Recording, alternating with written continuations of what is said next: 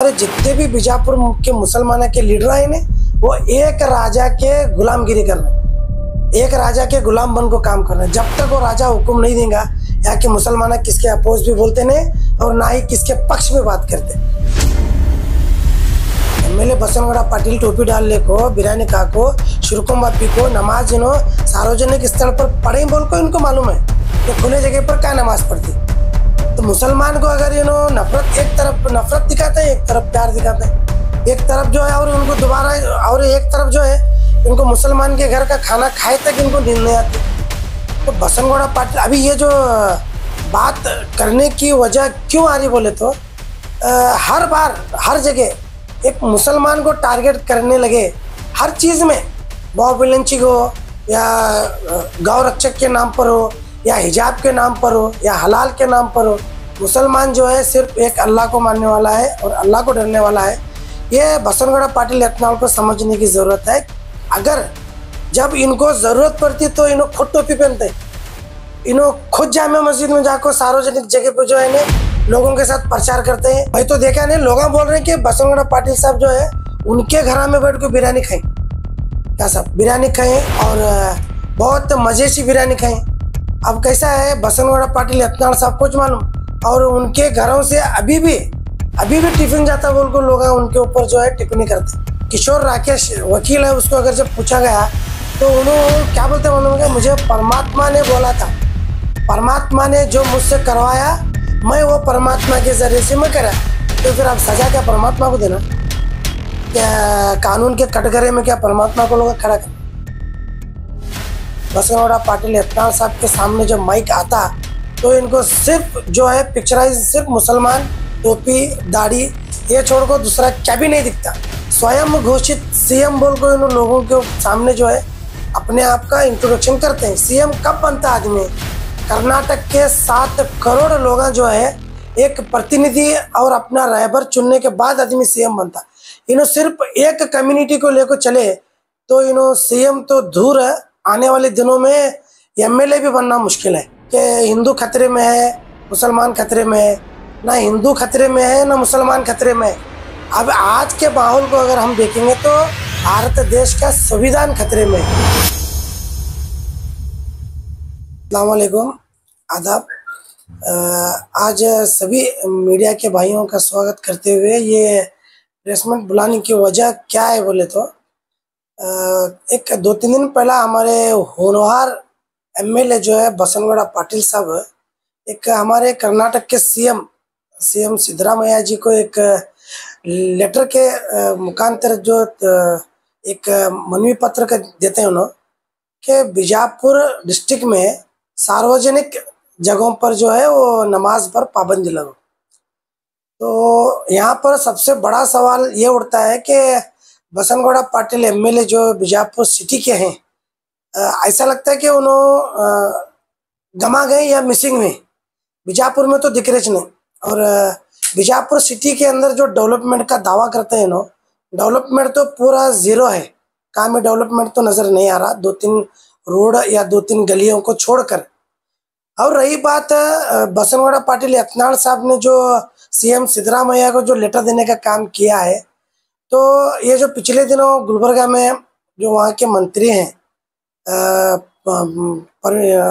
खरगे साहब ने जो है मनवी करे थे कि चंद संगठनों को जो है उन पर अगर बैन लगाए, सार्वजनिक जगहों पर कोई भी एक्टिविटीज नहीं करना बोल को उन्होंने एक लेटर देते। उनके खिलाफ में हमारे नगर शासक बसनगौड़ा पाटिल यत्नाल साहब ने सिर्फ एक ही कम्युनिटी को टारगेट कर सीएम सिद्धरामैया को उन्होंने जो नमाज को लेकर उन्होंने क्या है सीएम सिद्धरामैया साहब को एक लेटर दिए। तो यहाँ पर जो है बहुत बड़ा सवाल ये उठता है कि कहाँ भी कुछ भी हुआ तो इन्होंने सीधा जो है मुसलमान को टारगेट करते हैं। कुछ भी हो दे, कुछ भी, हर इनके पास अगर कोई भी फंक्शन हुआ या धार्मिक फंक्शन है या कोई भी एक इनॉग्रेशन है या क्या तो भी एक शॉप ओपनिंग है या क्या भी पूजा स्थल है, वहाँ पर अगर गए इनको क्या भी अगर 2-4 माइक हैं जो इन्होंने इनको रिजर्व कर रखे 2-4 लोगों को, वो जैसा ही हमारे एमएलए बसनगौड़ा पाटिल यत्नाल साहब के सामने जब माइक आता तो इनको सिर्फ जो है पिक्चराइज सिर्फ मुसलमान, टोपी, दाढ़ी, ये छोड़कर दूसरा क्या भी नहीं दिखता। जब भी मुंह खोलेंगे तो मुसलमान, जब भी मुंह खोलेंगे तो दाढ़ी, जब भी मुंह खोलेंगे तो बुर्का। तो पिछले दिनों जो मेयर का इलेक्शन हुआ तो कई को ले साहब तुम्हें, मुसलमान के 2 कैंडिडेट को कई को ले, बगैर 2 मुसलमान के लिए तुम्हें मेयर बढ़ाना था। और बीजापुर सिटी की डेवलपमेंट की बात करते हैं लोग, पूरे भारत देश में मैं 6 नंबर लाया, 3 नंबर लाया, 2 नंबर लाया। एयर क्वालिटी मशीन जो है ना ऐसे जगह बटे जहाँ पर आसपास में बहुत पेड़ लगे ना, तो एयर क्वालिटी ग्रीन दिखाने वाली। अगर हकीकत में बीजापुर का एयर पोल्यूशन अगर चेक करना है तो गांधी चौक में लाको बताओ, नहीं तो बस स्टैंड के पास लाख बताओ। ये कितने सक्सेसफुल हैं और कितने फेलेवर हैं ये पूरी जनता को मालूम होता। और बीजापुर नगर शासक होने के बावजूद इन्हों आसपास के सिटी में या आसपास के डिस्ट्रिक्ट में प्रचार कर रहे हैं, जबकि इनको एक बीजेपी पार्टी से निकालने के बाद भी इन्हों एक अपने आप को स्टार प्रचारक बना को घूम रहे हैं और स्वयं घोषित सीएम बोल को इन लोगों के सामने जो है अपने आप का इंट्रोडक्शन करते हैं। सीएम कब बनता आदमी? कर्नाटक के 7 करोड़ लोग जो है एक प्रतिनिधि और अपना रहबर चुनने के बाद आदमी सीएम बनता। इन्हों सिर्फ एक कम्युनिटी को लेकर चले तो इन्हों सीएम तो दूर है, आने वाले दिनों में एमएलए भी बनना मुश्किल है। तो हमारी सीधा सीधा जो है, अगर ये हमारी आप सारे माध्यम के जरिए से अगर बसनगौड़ा पाटिल यत्नाल को हमारी बात पहुंच रही है तो हमें एक सवाल करना चाह रहे हैं, इन्हों कहाँ देखे एक मुसलमान सार्वजनिक जगह पर नमाज पढ़ते हुए? इन्हों कहाँ देखे? सिर्फ एक प्रूफ बता दे कि ऐसा कोई स्कूल है या कोई गांधी चौक का कंपाउंड है या कहाँ तो एक खुला ग्राउंड है जो क्रिकेट खेलने का ग्राउंड है, कहाँ देखे? अब हमारे खड़गे साहब को आरएसएस के अंदर क्या दिखा वो उनको मालूम। कौन सा तो भी एक मुसलमान सीएम से मनवी करे थे कि आरएसएस को बैन करो या आरएसएस की शाखा को रोक लगाओ। जहां जब तक बात आती है आरएसएस की, आरएसएस जो है एक राष्ट्रीय स्वयं सेवक के नाम से देश आजाद होने से पहले से आरएसएस की शाखा चलते आ रही। तो आरएसएस से अपना क्या प्रॉब्लम नहीं है, मुसलमानों को आरएसएस से नहीं, मुसलमानों को किसी भी प्रॉब्लम नहीं है। मुसलमान जो है सिर्फ एक अल्लाह को मानने वाला है और अल्लाह को डरने वाला है। ये बसनगौड़ा पाटिल यत्नाल को समझने की जरूरत है। अगर जब इनको जरूरत पड़ती तो इन्हों खुद टोपी पहनते, इन्हों खुद जामे मस्जिद में जाकर सार्वजनिक जगह पर जो है ना लोगों के साथ प्रचार करते हैं। और मैं तो देखा नहीं, लोग बोल रहे हैं कि बसनगौड़ा पाटिल साहब जो है उनके घर में बैठ के बिरयानी खाएं, क्या साहब बिरयानी खाएं और बहुत मजे से बिरयानी खाएं।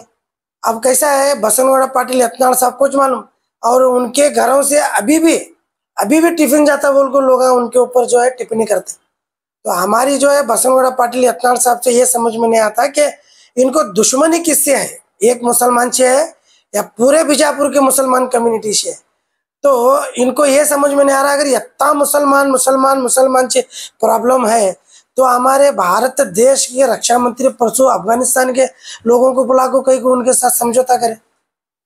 तो मुसलमान को अगर नफरत, एक तरफ नफरत दिखाते हैं, एक तरफ प्यार दिखाते हैं, एक तरफ जो है और उनको दोबारा, और एक तरफ जो है इनको मुसलमान के घर का खाना खाए तक इनको नींद नहीं आती। तो बसनगौड़ा पाटिल अभी ये जो बात करने की वजह क्यों आ रही बोले तो हर बार हर जगह एक मुसलमान को टारगेट करने लगे, हर चीज में, बाहुबली हो या गौ रक्षक के नाम पर हो या हिजाब के नाम पर हो या हलाल के नाम पर हो। तो ये समझ में नहीं आ रहा। कर्नाटका स्टेट में जबकि सीएम सिद्धरामैया खुले तौर पर बोले कि कर्नाटक के मुसलमान सपोर्ट करने के बाद ही कांग्रेस सरकार जो है वो सत्ता में आई, तो फिर मुसलमानों को रक्षण कब मिलने वाली? जैसा कि बोलते हैं कि हिंदू खतरे में है, मुसलमान खतरे में है, ना हिंदू खतरे में है ना मुसलमान खतरे में है। अब आज के माहौल को अगर हम देखेंगे तो भारत देश का संविधान खतरे में है। जैसा कि पिछले दिनों एक उच्च न्यायालय सुप्रीम कोर्ट के जज पर एक आरएसएस वादी जो है उन्हें जूता फेंक को मारे।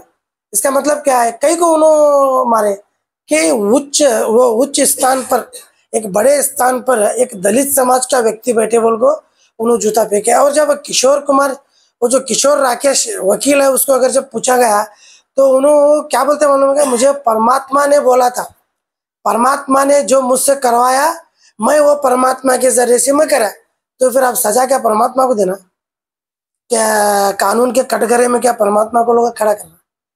तो ये सबसे बड़ा सवाल है। हम ना लगता है कि ना हिंदू खतरे में है ना मुसलमान खतरे में है। भारत देश का ये एक्टिविटीज को देखते हुए भारत देश का जो है संविधान खतरे में है। परसों जो है, अभी एक सेंटेंस बोलते मैं तुम बोले के बाद तुम बोलो तो चल करेंगे चलो। पिछले दिनों हमारे भारत देश के जनप्रिय प्रधानमंत्री ने क्या कहा, मारना है तो मुझे मारो, मेरे दलित भाइयों को मत मारो। तो फिर कितनी जगह दलितों पर अन्याय हो रहा। हाँ देखो, बसनगौड़ा पाटिल एमएलए जो है ना 4-5 करोड़ रुपए की कार में घूमते हैं, उनको सार्वजनिक स्थल मालूम नहीं है, सिर्फ रिबन कट करने और फंक्शन में गाड़ी से नीचे उतरते हैं। तो इन्हों कहाँ देखे नमाज कहाँ पढ़ी जाती, मुसलमानों के एरिया में पढ़ी जाती। इन्हों मुसलमान के एरिया में पहुंच नहीं रखे, तो ना तो डेवलपमेंट को लेकर पहुंच रखे, ना तो रोड़ा बनाने पहुंच रखे। तो इनको मालूम कैसा पड़ा कि सार्वजनिक स्थल पर नमाज पढ़ी जाती, कहाँ देखे इन्हों? तो इन्हों पढ़े रहेंगे। तो एमएलए बसनगौड़ा पाटिल टोपी डालने को, बिरानी खा को, शुरुकुम बापी को नमाज इन्हों सार्वजनिक स्थल पर पढ़े बोल को इनको मालूम है कि खुले जगह पर क्या नमाज पढ़ती, उन्होंने बता को दे। मुसलमानों के पास मस्जिदें नहीं है, तो सार्वजनिक जगहों पर नमाज। देखो, कर्नाटक का मुसलमान नहीं, पूरे भारत देश के मुसलमान पर्टिकुलर एक जगह तय करे कि ये जगह पे जाकर नमाज अदा करना। सार्वजनिक के बोले तो रोड पर है, या फिर तुम्हारे गांधी चौक मार्केट में, गवर्नमेंट स्कूल में कहाँ भी नमाज नहीं होती। ईदगाह जो है, जो बरस में एक बार ईद की नमाज पढ़ी जाती है, वो ईदगाह मुकर्रर करें 2 बार। बकरीद और रमजान और बकरीद में जो ईद की नमाज पढ़ी जाती है, तो बाकायदा ईदगाह जो है वो मुकर्रर करेंगे, हजारों लोगों को एक ही जगह नमाज पढ़ना। वो सार्वजनिक स्थल नहीं है, वो वक्फ की प्रॉपर्टी है, लोगों की प्रॉपर्टी और गवर्नमेंट की प्रॉपर्टी नहीं है। अल्लाह के रास्ते में दान करने के बावजूद जो है ईदगाह बना को वो नमाज पढ़ता है। कैसा है, बीजापुर नगर का निवासी होने की वजह से मेरी जिम्मेदारी बनती है कि मुसलमान भी होने की वजह से कि अगर हमारे कौम पर कौन भी अगला टिप्पणी करे तो मेरा फर्ज बनता है और मेरा फंडामेंटल राइट्स है कि मैं आवाज़ उठाना। मुझे संविधान हक देता और संविधान मुझे इजाज़त दे रहा कि मैं मेरे धर्म को खुलेआम मान सकता हूँ, और मेरे धर्म को अगर कोई बात करता तो मैं खुलेआम मेरा पक्ष रख सकता हूँ। और बाकी वालों की हालत कैसी है बोलो मत ना, जैसा कि बीजापुर सिटी में जो है 5600 बौड़ी 5200 छौनी बोल को ऐसा एक पुराना नाम था। बौड़ा के अंदर खेकड़े देखे तो मैं खेकड़े, एक खेकड़ा जब चढ़ते रहता था तो पीछे एक खेकड़ा पाँव खींचता था उसका। तो हमारे बीजापुर के मुसलमानों की हालत ऐसी हुई, अगर एकला बात करने जा रहा तो उसे खींचने वाला। क्यों बोले तो हमारे जितने भी बीजापुर के मुसलमानों के लीडर आए ने वो एक राजा के गुलामगिरी कर रहे हैं, एक राजा के गुलाम बन को काम कर रहे हैं। जब तक वो राजा हुक्म नहीं देगा, यहाँ के मुसलमान किसके अपोज भी बोलते नहीं और ना ही किसके पक्ष में बात करते। तो यही वजह है कि एक आदमी खुलेआम मुसलमानों को टारगेट कर रहा। अभी ये जो जनगणति चली तो बीजापुर नगर में सबसे ज्यादा पॉपुलेशन जो है मुसलमान की है, 1 नंबर पर है मुसलमान। तो क्या मुसलमान सिर्फ इलेक्शन टाइम के इनको मजहब का मुद्दा हो या कौम का मुद्दा हो इलेक्शन के टाइम याद आता, बाकी टाइम ऐसे मसले मसाइल में है नहीं याद आता। जैसा कि हमारे हुजूर सल्लल्लाहु अलैहि वसल्लम की बेहुरमती हो, हिजाब के मामले में हो, ये गौरक्षण के मामले में हो, हलाल के मामले में हो, कब तक मुझे समझ में नहीं आ रहा कि बीजापुर का मुसलमान जो है कब तक खामोश बैठने वाला। सर आपने कहा कि बसनगौड़ा पाटिल एक कौम को टारगेट करके करता है, और ऐसा करने के बावजूद भी वो 2 बार क्वेश्चन निकाला, इसके बारे में क्या है? तो सीधा सीधा वोट चोरी का मामला जो उठे ने, टोटली वोट चोरी का मामला है। ये उन्होंने ये भी दावा किया कि अभी तक वो जो आपने वोट चोरी का मामला जो बताया वो अभी तक साबित नहीं हुआ। तो साबित करना उसे, साबित करना के बाद जो है सीबीआई इंटेलिजेंस के काम है, एसआईटी गठन कर को उनके पीछे लगना। इनकी आस्ती जब इन्हों इलेक्शन का नॉमिनेशन भरे थे पहली बार, इन्हों बताए थे 50 लाख से 1 करोड़ की। अभी खुलेआम दावा करते हैं इन्हों कि अगर सरकारी मेडिकल कॉलेज बनाने के बजाय अगर प्राइवेट मेडिकल कॉलेज करेंगे तो मैं 500 करोड़ रुपए देता हूँ। और इन लोग दावा करते हैं कि एक हिंदू लड़का मुसलमान की लड़की को शादी करे तो 5-5 लाख रुपए देता हूँ। बताओ, SIT गठन करो, CBI को दो, CID को दो, इंक्वायरी बताओ इनके ऊपर। कर्नाटक में बहुत जगह घूस चोरी का मामला सामने आया, पर बीजापुर जिले से ऐसा कोई भी आपके कांग्रेस वाले हो, कोई पार्टी वाले ये दावा नहीं करे कि यहाँ पर इतनी घूस चोरी हुई। नहीं, यहाँ पर जो है 18,000 से 20,000 जो वोटर्स बनाए गए, ये एक बहुत बड़ा षड्यंत्र है। ये कैसा है, कांग्रेस वालों की और बीजेपी की मिली भगत है। एक एक एक कॉन्स्टिट्यूशन में तू मुझे सपोर्ट कर, बीजापुर सिटी में मैं तुझे सपोर्ट करता हूँ। ऐसा मिली भगत की राजनीति कर को इन मासूम जनता को बेवकूफ बना रहे। 2023 चुनाव में सीधा बोगस वोटिंग करने वालों को अभ्यर्थी द्वारा ही पकड़कर पुलिस डिपार्टमेंट को किया जाता है। उनके यहाँ पर भी वोट थे और वहाँ पर भी जो पुलिस आए थे, यहाँ पर भी शुगर फैक्ट्री तो वहाँ पर भी उनके वोट थे। हालांकि जबकि डबल वोट ये करने वाला देश की गद्दारी करने वाला, तो पकड़ कर देने के बावजूद भी कोई कार्रवाई नहीं होती, एक्शन नहीं होता। कार्रवाई क्यों नहीं हुई बोले तो उसकी सच्चाई तुमने बताता हूँ। पर्टिकुलर क्या करे, महानगर पालिका के अंदर वोटर लिस्ट में अपना नाम चढ़े इन्हों। कैसा चढ़े बोले तो यहाँ चंद एरिया में इन्हों रेंट पे ही इतने दिन से बोल को दिखे, हालांकि इन्हों यहाँ नहीं छे, इन्हों चिंचोली ग्राम में और तो गुलबर्गा साइड के लोग आए हैं सारे। तो पर्टिकुलर जो वोटर लिस्ट में इनका नाम ऐड होने की वजह से कौन सा भी इनके ऊपर क्रिमिनल केस नहीं हुआ। डबल 2 जगह वोट आ रहा है, तो वहाँ चिंचोली में भी आ रहा है, बीजापुर में भी आ रहा है। तो फिर वो उसके बारे में इंक्वायरी करना सरकार का काम है ना। पुलिस डिपार्टमेंट का भी काम था, वो सब क्यों पुलिस डिपार्टमेंट पुलिस द्वारा डायरेक्ट सीधा ही जो है पुलिस डिपार्टमेंट को हैंडओवर किया गया। उनके पास बोगस वोटर आईडी तक भी मिले थे, बताया गया। अभी क्या वजह है, क्या है, या इनके अपोज कंप्लेंट दर भी नहीं है। अगर कोई कानूनी कार्रवाई करना है तो सामने से कंप्लेंट दर भी होना जरूरी है। सुप्रीम कोर्ट में भी केस चला हुआ है 2028 में मुस्लिम कैंडिडेट आएगा। अगर बीजापुर सिटी का मुसलमान अगर एक होगा तो इंशाल्लाह मुस्लिम कैंडिडेट आएंगे इंशाल्लाह। अब बीजापुर को एक करने की जरूरत है। 72 फिरके में ये लोग जो बटे हुए हैं, ये मेरे साहब के मुरीद, ये जो बांटने का जो काम कर रहे हैं, तो इससे सबसे बड़ा नुकसान जो है मुसलमान को, मुसलमान की कौम को और मुसलमान के नौजवानों को हो रहा है। चुनाव ही आता है तो मुसलमान नहीं तो क्यों मुसलमान पटेल द्वारा कहीं जो है प्रवादी तक बात चली, हर बार मुसलमान की तक बात चली। चुनाव में क्यों मुसलमान एक है, कांग्रेस हमारे साथ है। पहली बात तो आपके माध्यम से के जरिए से है, बीजापुर के मुसलमानों से हमारी एक रिक्वेस्ट है और खासकर नौजवानों से कि इलेक्शन आने के टाइम चंद पैसों के लिए अपना वोट न को बेचो। अगर 500 रुपये में अगर आप अपना वोट बेचेंगे तो वो 5 साल तक आपके ऊपर राज करेंगे।